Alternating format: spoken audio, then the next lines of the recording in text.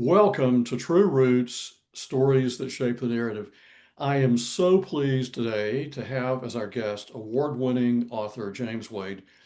James is the youngest novelist, I believe, to win two Spur Awards from the Western Writers of America, and he is the recipient of the MPIBA's prestigious Reading the West Award. For those of you who don't know, I think I'll get this right. MPIBA is the Mountain and Plains Independent Booksellers Association. That's a mouthful. Um, James has published, I believe, five novels.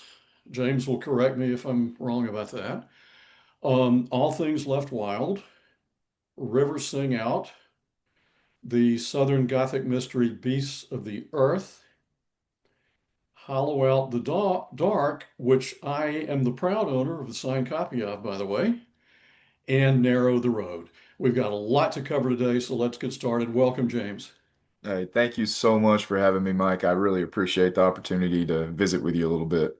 Well, it's my pleasure and the pleasure of our viewers. For those who don't know you, can you tell us a little bit about your background, who you are, and tell us a little bit about your writing? Sure, yeah. I'm a Texas writer, born and raised in East Texas, and now live kind of in the middle of our state in the Texas Hill Country. All my novels are set primarily in Texas. We skirt around a little bit in the Southwest and a little bit in the Southeast, but for the most part, they're all Texas tales. And yeah, I mean, I've always enjoyed literature. I feel like much of my life has been shaped by the reading of great authors and great novels, and it just kind of made sense to get into this. And so I'm fortunate, you know. I mean, I'm grateful to be able to do this every day and to make a half of a living basically off of it. But yeah, that's me. As for the writing, I mean, it's mostly words, sentences, predominantly English. But yeah, I don't know. Other people do that stuff, right? They're the ones who market it and say what it is. It's been called Gritlit, Southern Gothic. I've been called a Western writer, even though I've only written one true Western out of five books. So I kind of just tune all that out and tell the best story I can, and then let the chips fall where they may. I'm always fascinated by sort of the intersection of region and story. Are there any regional writers that had a big impact on you when you were first starting out? Yeah, growing up in East Texas, I was kind of caught between two regions. Most people think of Texas and they think of the cowboy hats and cactus and the Southwest and all that. But in East Texas, I mean, our culture, our topography, our whole way of life was a lot more similar to the Southeast and the capital S South. And I feel more at home in Georgia or Alabama than I do a lot of times in West Texas. And so because of that, the storytelling was a little mixed as well. And so I had these Western voices, like of course, Larry McMurtry with Lonesome Dove and Horseman Pass By. But then I also grew up reading Faulkner and Flannery O'Connor and these Thomas Wolfe, these wonderful Southern storytellers. And I think probably the writer that had the most influence on me, um, not coincidentally, was Cormac McCarthy, who started, there in East Tennessee, and all his novels had this Southern Gothic feel. But then he moved west and kind of had his Western period out in West Texas and New Mexico. And I feel like he gave me an excuse to champion one author while reading both genres that I kind of grew up around. Yeah, that's good. When did you first know you wanted to be a writer? It's a boring answer, Mike, but I mean, I always have known, right? I think a lot of writers feel that way. I took a little bit of a long way to get here, but when I was young, I loved to read and I loved to write, and for many years, the same way that a kid might want to be an astronaut, I wanted to be a writer, even though I didn't know at all what that meant. And as I got older, the more practical side came out, and I thought, how am I going to be a writer? What the hell is the publishing industry? That's something that happens in New York, a million miles away. And so it just didn't seem like a realistic dream. And And so I ended up in journalism and, thought, well, I'll do my writing that way, and worked at a newspaper for 5 years. And that kind of led me into a slippery slope into politics. And I worked in politics as a legislative director and a communications person and eventually a lobbyist. And I learned a lot and it was interesting, but at the same time, it never really satisfied my creative cravings, but also it was a little it was a little disgusting, to be honest. It's not a great place to be these days in politics. And so it was my wife who told me, like, haven't you always wanted to write? Like, why don't you actually do that? Give it a shot. And so she gave me the confidence to put myself out there, and fortunately enough, I am where I am now. And that's I really do think so much of this industry is luck and timing. And so while I am, try to work hard and be disciplined and hone my craft, I also have to just kind of be embarrassed a little bit, just be humbled by the fact that I even get to do this. Yeah. Humility is important. It really is. Yeah, I've been a writer who thinks they're a good writer. Most of the time when I meet writers who say, "Oh my God, I just wrote this great thing," my antennas go up, a red flag comes out. I don't know about it.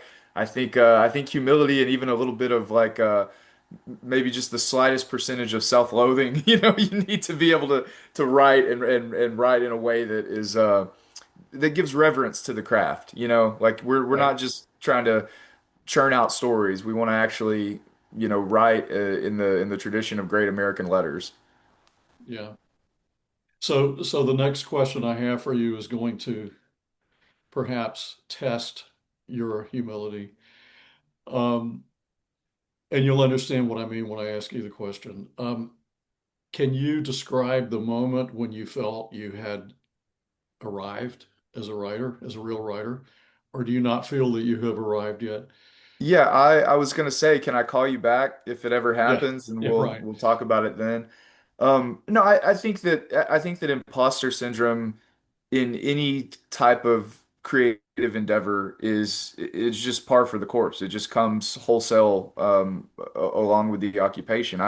I know writers who I would consider far more accomplished and real than me who have that same fear, and every time I hit a milestone or every time I, get a win or whatever you want to call it, there is like a brief moment of, hey, maybe this is it. Maybe I'm legitimate now. And then for whatever reason, immediately it's just like, well, it could be better and I could do this. A friend of mine, Owen Edgerton, who's a brilliant writer and has been a mentor for me in Southwest Award, I believe in 2016. And I asked him that same question. I said, Owen, do you feel legit now? Do you feel like you finally made it? And he said, it made me really happy for a few hours. And then I thought to myself, well, it's no Pulitzer.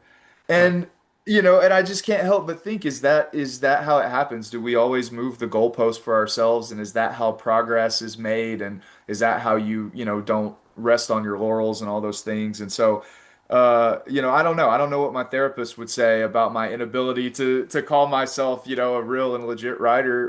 But yeah, I don't think there have been happy moments. I mean, certainly getting an agent, getting a book deal, those were very important moments that even at the time, even though I wanted more out of it, I understood the gravity of it, because it's so hard to do just by the numbers, percentage wise.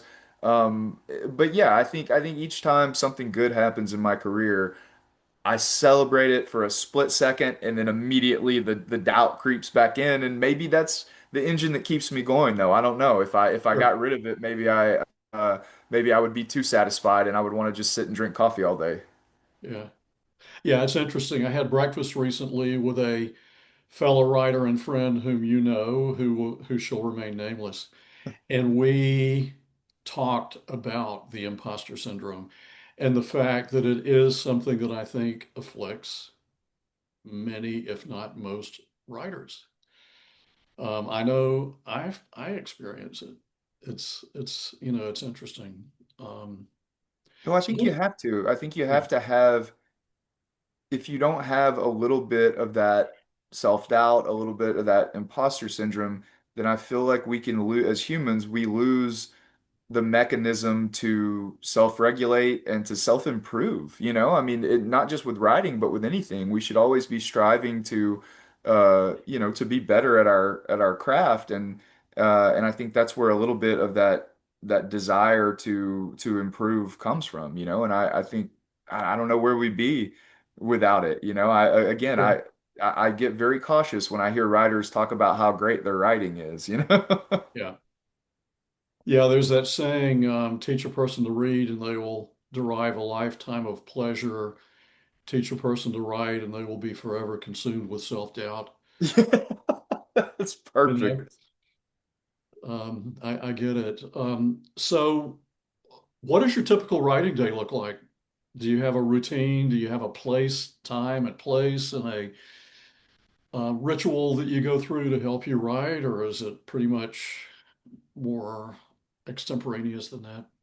Yeah, it's for several years it was the most beautiful routine that I could ever conjure up. It was coffee and candles and reading a few paragraphs of prose from authors I admire to kind of get in rhythm a little bit. I've equated it to like a band warming up. You see them kind of tap their, foot before they start playing, and so I would be tapping my foot when I read great writing to kind of get in rhythm and then I would write for a few hours and then go for a walk and then write for a few more and then we had kids and now the routine is the only routine is that there is no routine. Sure. Now I write when I can in fits and starts, in car pickup lines.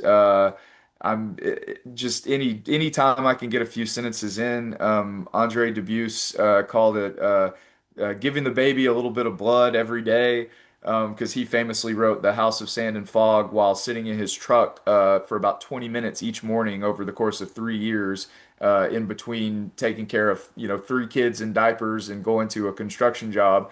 And so, it just, I feel like you just got to do it whenever you can and get it out however you can. And that's difficult, but it also taught me, Mike, that you don't have to have those perfect circumstances that I think a Yeah. lot of beginning writers feel like, oh, I need to be inspired and I need to have solitude and I need to have everything needs to be just so and just right, condition wise for me to write. And a lot of times when it's not, because it almost never is, they'll delay, right? And that's how you get folks that talk for decades at a time about this novel idea that they have or this project they're working on and but they never actually get it out, and so Yeah. so it's tough. I mean, this is a lot easier said than done, but I try to write whenever I just have spare moments or whenever I can steal a half hour or an hour and cobble everything together later. Yeah, I'm always so fascinated by different writers and their and how and when and where they write. I'm a big Nabokov fan, and it's so fascinating. He most of his writing he actually did, and I'm not talking about outlining. I'm talking about the actual writing. He wrote on index cards, Yep. and he would write riding in the car while his wife was driving. Wherever and whenever it struck him, or whenever he had time to write, he would write. And it's just I find it really fascinating. You I know. do as well. And I mean, I think it's just like anything, it's a little bit of a adjustment. It's a little bit of a learning curve because for my first, I guess, three books, basically, I was able to have that quiet and that solitude and those, near perfect conditions. And then so for the last two, it was a journey. But at the same time, that's part of it, right? And maybe the kind of the rubbing up against of a new routine or lack thereof, maybe that brings out something that I was missing in the first few passes. So you just really never know, and getting out of your comfort zone and learning how to write kind of in any situation, maybe you bring in new things to it that helps sharpen your craft. Sure. So do you outline heavily, or do you sort of discover the story as you go along, or is it some combination of the two? It's a little bit of a combination. I usually have a sense of where I might want to go and what I might want to say, but more often than not, that changes. entirely, then at least substantially as I start writing. And I don't write chronologically, which adds a whole layer of confusion and messiness to the drafts. If I kind of what you were saying, if the inspiration strikes and I can see a scene playing out in my head, then I might write just that scene and not know where the connective tissue is to the rest of the body. Um, but eventually, all of it has come together so far, and each time it really does seem like a small miracle. And each time I finish a novel, I think, well, I've had a good run, but I'll probably never be able to do that again. Yeah, I don't like outlining. I typically don't outline, and I don't write chronologically. I don't like writing chronologically. And I I'm a agree with member you. of I don't either. It feels confining. yeah, I'm a member of a writing, a little critique group, um, and the members of which I absolutely love. They've become close friends of mine. But one of my critique group members struggles with the fact that I don't write chronologically, you know. Well, it makes And it makes it hard on the workshop. Certainly, if they're reading bits and pieces of a manuscript that's scattered all over the place, I yeah, could see that as a reader. But you just have to trust the process and trust that it'll all come together in the end. yeah. So tell us a little bit about your books, because I'd love for our viewers who don't know your work to get like a quick introduction to each of the works. How did they come about? Where did the inspiration come from? Just a Sure. little bit of like a Cliff Notes. Yeah, absolutely. Yeah, the probably the first novel, All Things Left Wild, is probably the most interesting story for folks, which is that my wife was a successful real estate agent in Austin, and I was again kind of mired in the political scene there. And one day, my wife said to me, "Why don't we just get rid of all of our stuff, just donate everything that we can?" And buy a travel trailer and just hit the road. And we had a modest but not significant savings account, and we made a really, in hindsight, risky decision to quit our jobs, to live in a travel trailer, travel the country. We had an old truck that we bought and pulled our camper, which is 144 square foot, and we lived in national forest and on Bureau of Land Management land, and we tried to find ourselves, for lack of a better phrasing. We didn't even really know what we were looking for or what was going to come of it. But uh, during that time, my wife taught me the practice of meditation, and we were meditating, and we were going on hikes and long walks, and we were camping on Bureau of Land Management land right outside of Carlsbad, New Mexico, and I went on a long walk that ended in a meditation one morning. And during the meditation, I had kind of this idea for a poem, and I am definitely not a poet, but I had my notebook with me, and so I scribbled down this kind of, I don't even know what you'd call it, this kind of broken narrative poem, and I took it back to the camper, and I thought, this, I could turn this into a paragraph, I could make this a narrative perhaps, and so I wrote this paragraph about kind of the landscape and this and two young men that were caught in a dust storm. And I thought, well, why are they there? How did they get in the, what are they running from someone? Well, who are they running from? Why are they running? And I just kind of built out from that one paragraph, and an astonishing, especially looking back, and astonishingly 4.5 months later, I had All Things Left Wild. I wrote it in one draft. I didn't, I just didn't know what I didn't know. And so I was so fortunate to have an agent be interested in it, and then subsequently a publisher. And so All Things Left Wild is a Western that is about two brothers who um, a botched robbery gone wrong, and now the two brothers have accidentally killed someone, and they are on the run across Texas, to try to elude the authorities and also the father of the person they killed. And it's a dual narrative between the brothers in one chapter, and then the father who's out for revenge in the other, and they chase each other kind of across the landscape, and change in ways predictable and unpredictable. Like most first novels, every idea I've ever had was somehow thrown into it. You know, it's a kitchen sink novel. But yeah, that was the first one, and then River Sing Out is the only modern novel I've ever written in terms of, you know, there are cell phones. It's the only novel with cell phones that I've written, but it takes place in East Texas, where I grew up in the Neches River bottoms, and it is more of a crime, drug trade, dog fights, cartel. It's a lot. I would say grittier than All Things Left Wild, and definitely introduces some of that kind of Southern Gothic feel, which I then doubled down on for Beasts of the Earth, which is a murder mystery set in Central Texas. That follows our protagonist is a bit mentally unwell, but he's learned to cope and blend in over his lifetime, and works as a janitor at a high school. And when he sees when he when he witnesses this horrendous crime, he has to kind of decide between, you know, taking justice into his own hands, or trying to let you know, the legal process run its course. And he has a lot of traumatic past issues to deal with. And then Hollow Out the Dark is 1930s East Texas, gets really into the whiskey wars, Prohibition, the Texas Rangers factor in prominently. And so again, that's kind of a bit of a crime novel, but it explores the lives of World War I veterans who have, you know, returned home and are dealing with a PTSD that they don't even know how to, you know, label, because we didn't even have the words to identify it back then.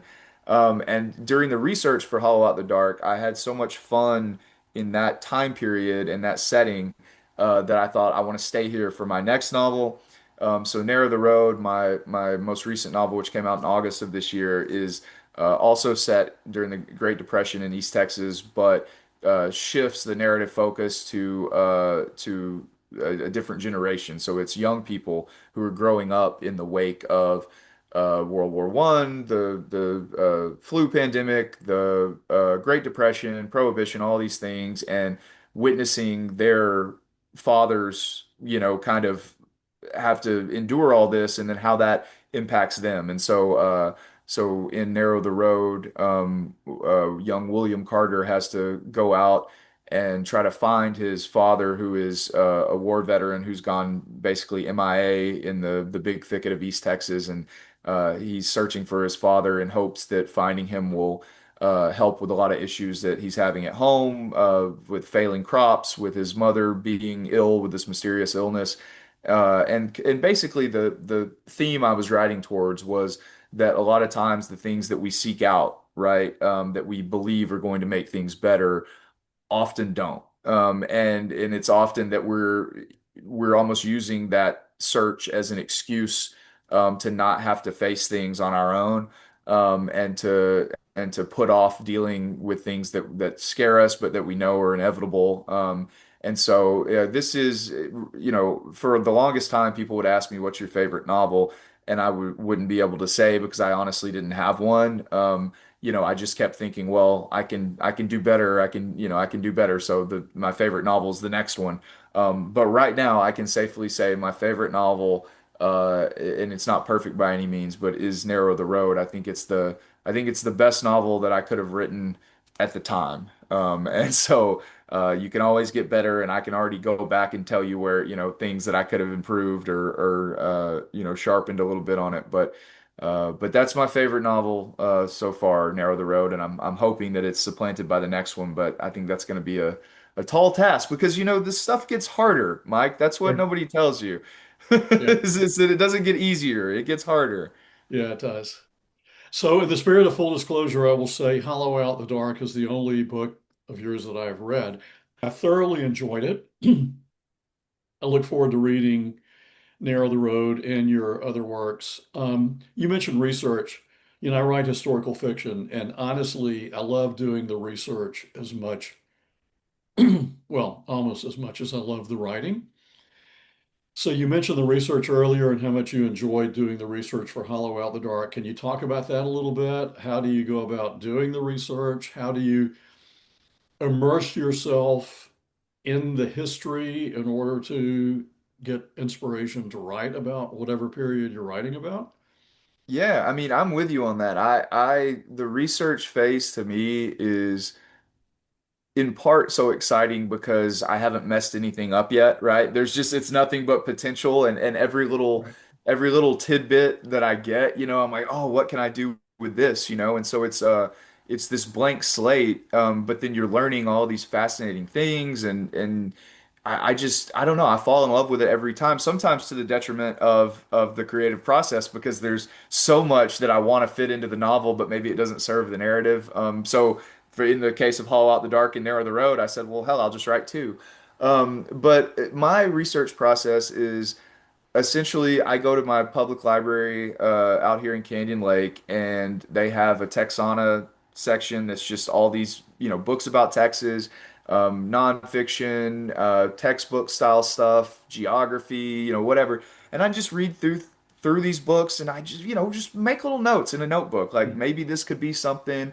Maybe this could be a story, or maybe it could be a character in a story, or maybe it could just be a setting, whatever. And then as I start to kind of figure out what I actually want to write about, what story I actually want to tell, I usually go into the art, especially if it's historical. I usually go into the archives of either the library to read old newspapers, right? To see, I mean, if you want to get dialogue down, then see how people talked, see kind of the mood and tone of everything. And I think newspapers are a great way to do that. For Hollow Out the Dark, the Stephen F. Austin State University, which is where I went to college, they digitized a ton of their like graduate thesis papers. And you can just go and search through those archives. And I found a paper that someone had written in the early 1980s, and it was about bootleggers. And what was fascinating about it is because even once prohibition ended in the United States, here in Texas, it was still illegal for many decades after that. And so this person was able to talk to people who had been alive and had been bootleggers and had made moonshine and all of these things. And so I had these fascinating real accounts right there of the way it went down.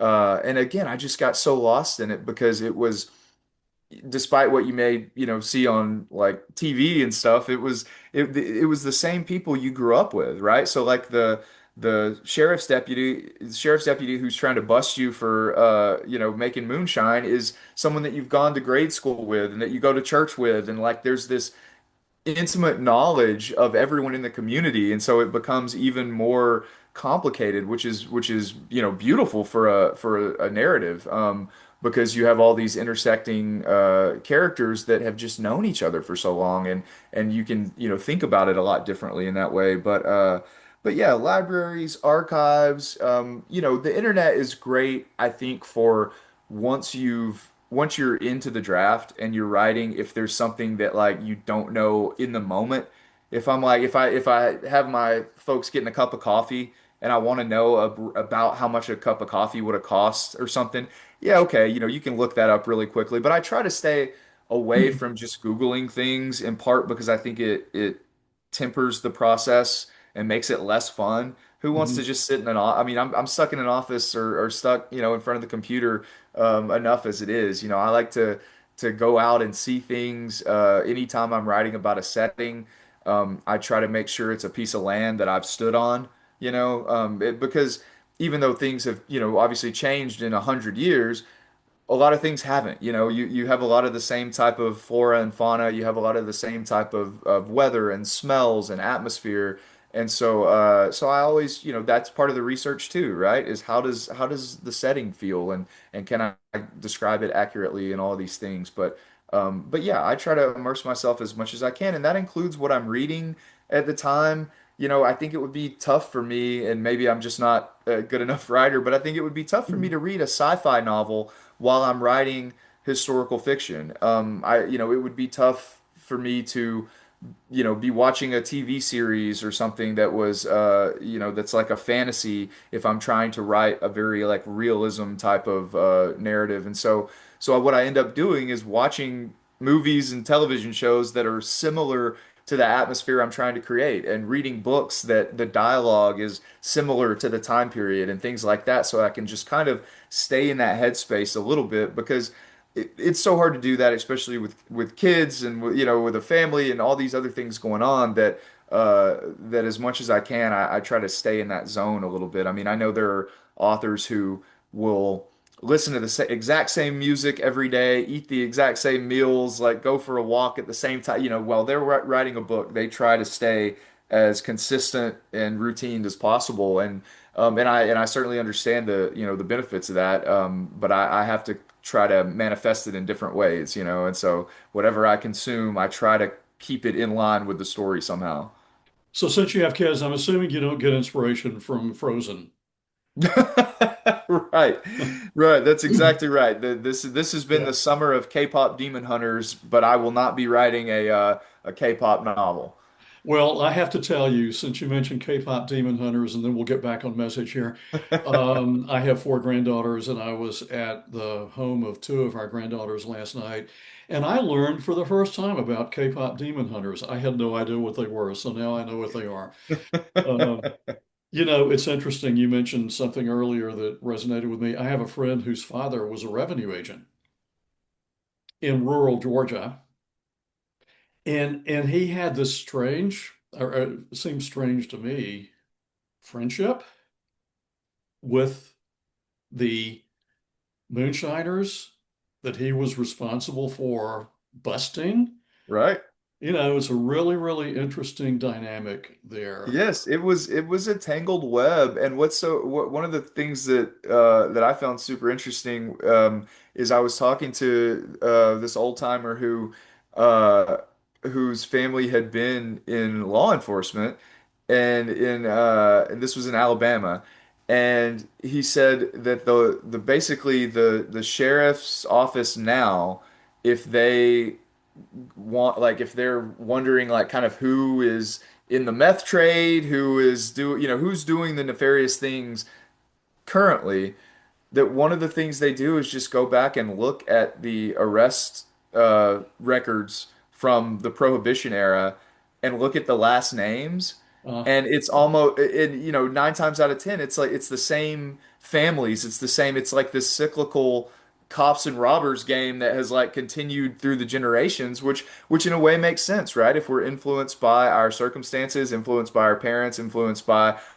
our setting, then you kind of fall into those generational cycles. And so that's fascinating to me, and something that in the future I may want to explore in terms of a narrative is, generations of law enforcement kind of versus generations of criminals. So and I love it. And I love when they cross over. I think one of my favorite things is when somebody from, a criminal family becomes a law enforcement agent, or somebody from a law enforcement family breaks bad. I mean, those things are very compelling, narratively speaking.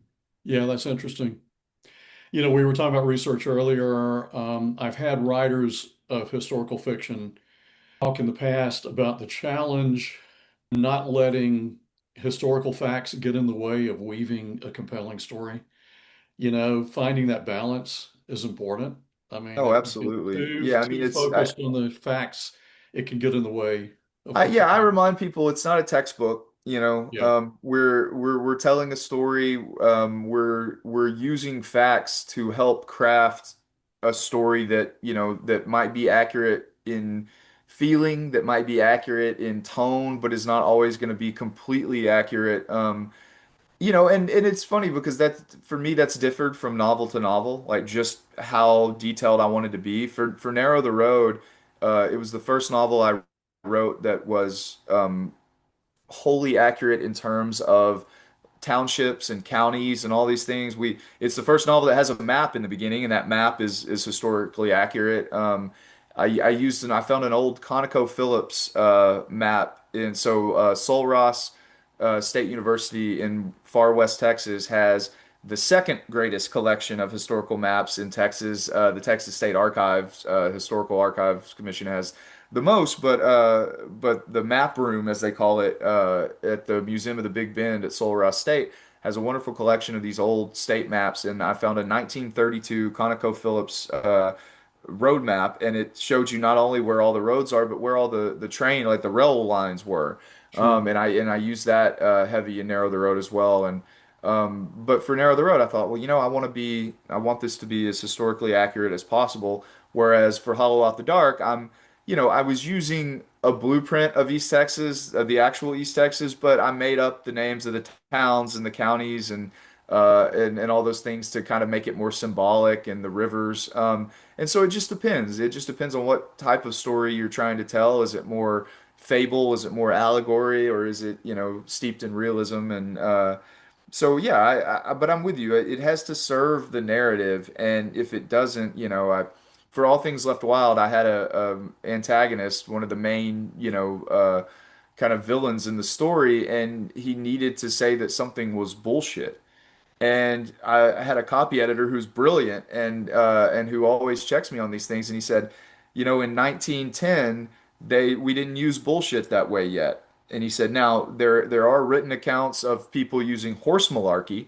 And I Hmm. said, I cannot have my McCarthy-esque judge-like character say that's horse malarkey. I said, Yeah. it may not be accurate, but we're going to stick with bullshit. And so, it's just little things like that. I'm not going to worry about historical detail to the effect that it kind of ruins the narrative flow. Sure. But Yeah. Okay, so let's get deep and personal for a minute. okay. Um, there is a dark Gothic quality to much of your writing. Where does that come from? Is it from, anything from inside of you, or is it just something that you're fascinated by? I mean, where does that dark quality come from? Oh, I think it's both. I think oftentimes things we are fascinated by are things that are inherent within us somewhere. I I think that for the most part, and I grew up in East Texas, had a complicated upbringing. My father's an alcoholic. We had a very strained relationship. So not coincidentally, a lot of the fathers in my novel are not portrayed super great. But I think you draw on your own experiences a little bit, certainly early on as you're writing. I had an interview question once that said, "You seem to write a lot of broken male characters. Why is that?" And I said, "Well, I was always taught to write what you know, and Yeah. I am a broken male character. I struggle with things all the time, every day. To me, the world is chaotic. It makes no sense. I don't understand our priorities. I don't understand our politics. I am continually baffled to the point where I probably shouldn't be baffled anymore, but just am. And so it's taken a lot for me to find the good in the world, to find those moments of stillness and peace and beauty. And while my writing is often described as dark, I remind folks that, it has to be dark in order to see the light, as cliche as that sounds. Yeah. And also, I think that it's really easy to make good decisions and to be happy and positive and all of these things when everything's going well. But when you get punched in the mouth, when things are going poorly, that's when your true character comes out, and that's what I try to put my characters through the ringer to see how they're going to handle it and how they're going to deal with it. And oftentimes I'm working out my own internal struggles through the characters. And all of it is just it's all part therapy, I mean, it really is. And I have not been shy about saying that I don't write to sell books. And much to the chagrin of my publisher, I'm sure, and my agent as well, maybe. But I have been so fortunate to be a reader. I mean, I think forget writing. I just think that reading has saved my life so many times over. And so when I write, I am writing with a reverence to all the books and authors that have changed my life and that have meant so much to me. And that's who I owe allegiance to, right? And it's not editors or publishers, it's not readers even.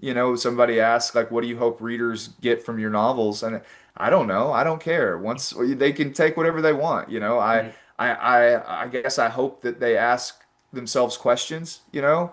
I think a lot of time, not trying to preach to anybody through the novels, but if somebody takes away questions about their self and their own beliefs and their own way of looking at the world, well, I don't think there's anything wrong with that. I'm not trying to change anyone's mind. Oftentimes, our inherent beliefs are only strengthened when we question them, and when they're, kind of put to the fire a little bit. But no, I write for me. I write for writing's sake. If I never publish another book, I'm still going to write. I'm still going to keep Sure. that therapeutic process going. And so yeah, I don't even once I had kids, people said, "Is your writing going to change now that you have kids? Have you looked at the world a different way?" And I thought, well, my God, yes, it's even worse now because I have to protect these little lives, and Exactly. so everything is dark and threatening. And but no, I think the only way to truly show the light is to contrast it with darkness. And that's what I always try to say is, like, look at the characters who, despite all the darkness, are still trying to find the light. They're still trying to do the right thing. And I think as long as you're trying, as long as you never give up trying, then you're on the right path. Like, you can't lose. You can't lose if you don't quit, and Yeah. so yeah, so that's kind of the philosophy there. But I don't know, that's a long rambling way of answering your question, but I don't know any other way to do it. I don't know any other way to make sense of the world than to show the scars of it, to show the scars of myself. And it all comes through in the fiction. And if I tried to do something else, I think it would feel insincere. I've tried to write things before at the request of the powers that be at my publishing house. I've tried to write things that were a little more commercial or a little more easy to digest or a little more light. And it just doesn't ring true to me when I write it. And so I know for a fact it won't ring true to the reader. And yeah, so I've just got to be true to myself with my craft. And if that means, if that means dark fiction, then sign me up, I guess. Well said. Okay, so what are you working on now? What can we expect next from James Wade? What's in the works? So I am, for the first time in a long time, not taking a break, but just taking my time on selecting my next project. And so I've got a couple of ideas that I am researching simultaneously, which I haven't done before, to Mhm. try to see which one really grabs me. Mike, as you know, it's if you're going to dedicate the next however many months or years of your life to a project, you need to be excited about it. And it needs to be something that Yeah. you're not just excited about today or this week or even this month, but something that you think can sustain your creative passion throughout the length of a project and editing and all the things that go into making a book. And so right now I am struggling not with writer's block, but with writer's indecision That's in good. terms of which road to go down.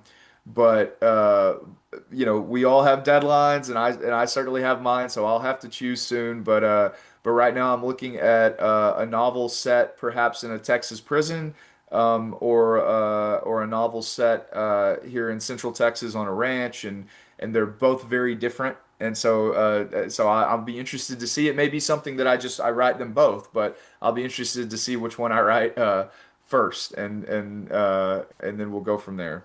Well, if you end up, in order to get inspiration, having to immerse yourself in a Texas prison, be careful. Yeah, I had somebody ask me when Rivers Sing Out came out.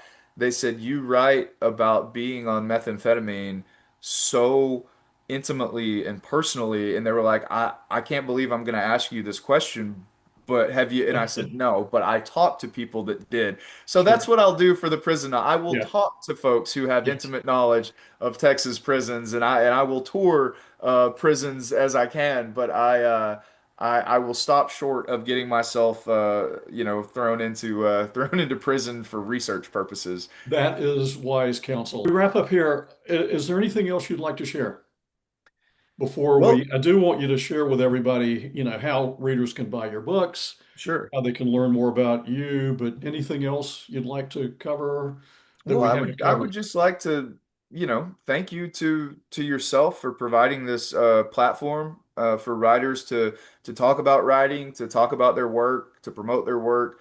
That is There is such a behind the scenes lifeblood of our industry that isn't just Amazon.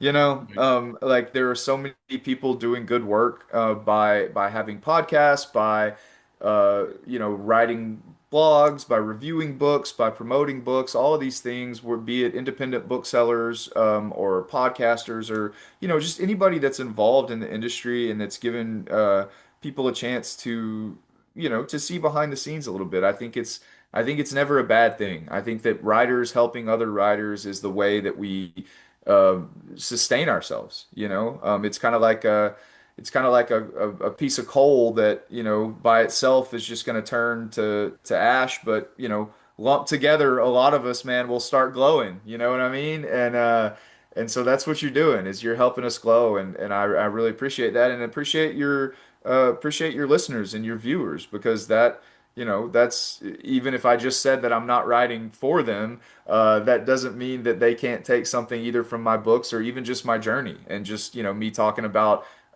being persistent, in my craft and all that thing. So many things in life mirror writing, and it's just, you can trade one for the other when it comes to discipline, when it comes to self-doubt, when it comes to all of those things, but mainly when it comes to just carrying on. Sometimes all we can do is just move forward, whether it's good news or bad news or whatever. So I appreciate it. I'm trying. 2026 is going to be my year of just nothing but gratitude. And I think that's how we cancel out a lot of that darkness that I referenced earlier. Is it's just by being grateful and by trying to spread that gratitude and show grace to everyone. And so anyway, I won't spend too much time behind the pulpit, but no, I appreciate it. Folks can find my books at uh, first and foremost their local bookstores. If they don't have them, they'll order it for you. If you live in a rural area like a lot of my readers do, and you're like, hey, I can't, it's 2 hours to a bookstore. You can order through bookshop.org is you can order through there, and the proceeds go to local bookstores. They go to independent booksellers. And if you absolutely have to, and I'm not gonna judge you, but it is my the you can buy it on Amazon, but man, that's the one I wish you wouldn't do. Because when you spend money in your local community, it's going to buy a kid's, soccer cleats or going to help somebody pay for braces.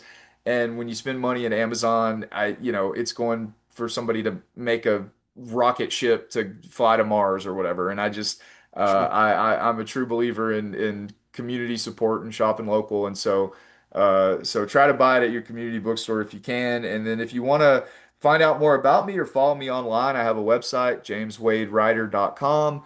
And to keep it simple, I also have an Instagram that's at James Wade Writer. That's the only social media that I really mess with because Mike, like you, I'm not a fan of social media. I dream of the day that I can be successful enough to not have to be on it. I mean, I feel like it's almost a requirement for authors nowadays is to have some sort of social media presence. And so I picked Instagram because I feel like it's the least toxic. I could just share Yeah. pictures of my kids and promote other authors that way. So yes, follow me at James Wade Writer or visit me at jameswadewriter.com and reach out. You're never bothering me. Whether you're a prospective writer or a reader or just somebody who's just wants to talk, just email me, and it's never a bother. Excellent. James, this has been an absolute pleasure. Thank you so I, much for your oh, time. I appreciate it so much, Mike. You're And you're one of the good ones, man. I'll do anything. I'm at your beck and call. Anything you ever need, you just let me know. well, I'll tell you, I'm sitting here in Midtown Atlanta. I met you at a bookstore north of here where you were actually doing a signing, but you were being introduced by one of my favorite writers who is so good at what I call literary citizenship, Yes. you know. Um, introducing other writers, supporting other writers. That's what I aspire to do. And I really thank you for sharing your journey with us today. Absolutely. Thank you, Mike. Thank you so much. All right, take care. You too, sir.